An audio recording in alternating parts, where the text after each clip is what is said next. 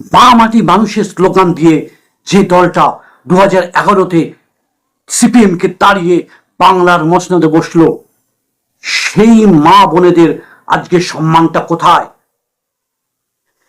মা বোনেরা আজকে অসম্মানিত।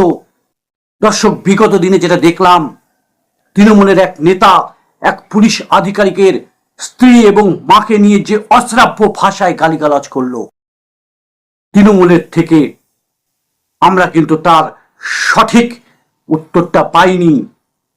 যেখানে মহিলা এমএলএ কিংবা মহিলা এমপি সবচাইতে বেশি,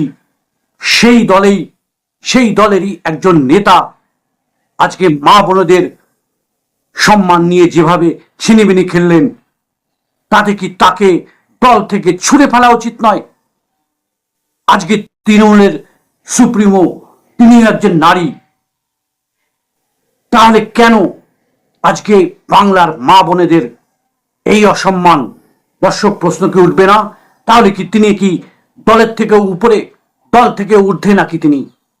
কেন তার উপরে দল কঠোর ব্যবস্থা নিল না? কেন তাকে দল বহিষ্কার করলো না? দর্শক, প্রশ্ন কিন্তু থাকছেই আপনাদের কাছে।